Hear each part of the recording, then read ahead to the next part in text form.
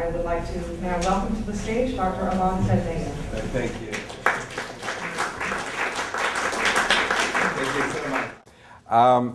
You know, I am one of those fellows that often been accused as being very optimistic. Specifically, when you talk about the Middle East, it is not fashionable to be optimistic. The truth of the matter is, when you look at the history of the region, we're now 62 years later, and we're still talking today, yesterday in the United Nations. Today, Prime Minister Netanyahu gave his speech at the General Assembly. And we're still talking about what is going to take, in fact, to reach some kind of peace agreement between Israel and the Palestinians, and perhaps a larger peace accord between Israel and the Arab states. I said I'm an optimist. As a student of the Middle East, surely I could look at what is not working. And there's so many things that are simply not working. But those of us who believe that peace must be inevitable rather than a choice, those of us who believe that the conflict between Israel and the Palestinians is a conflict that must be resolved, then we must then ask ourselves the question, what is going to take? What is going to take?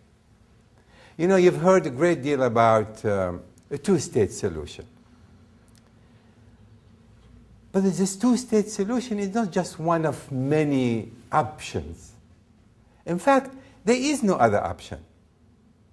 Again, we have to ask ourselves the question, how do we go about it? What can we do? What can we do in order to stop the killing? What can we do in order to stop this horrible conflict? What can we do in order to put an end to a crisis, to a conflict between two people who are doomed or destined to live together in one form or another? That must be the premise. So I look at the region then occasionally and more often than others from a different angle. I look at signs. What are the signs? What is happening that may be different today than 2 or 3 or 5 years ago? And let me suggest to you, there are some fundamental differences that have occurred in the last perhaps 8-9 months since the beginning of this year that are very significant in my view.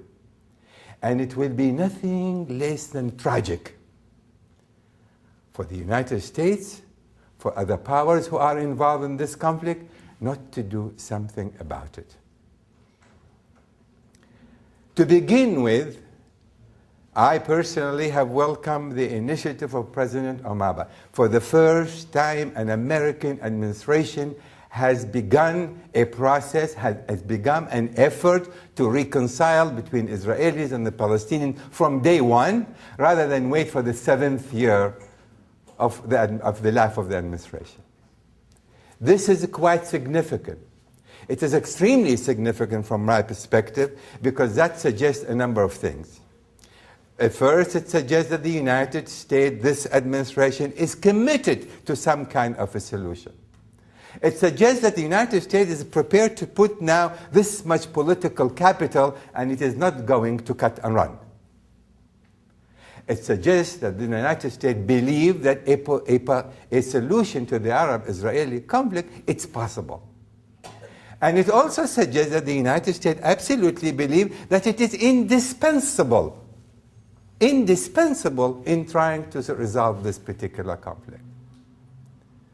So of course, we have to welcome this, the Obama initiative.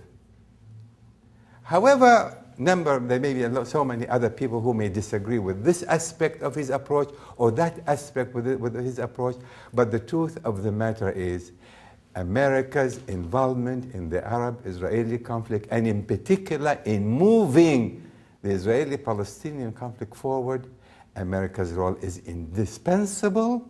It must be consistent, and what we hope and we pray for, that this administration maintain the course almost at all costs.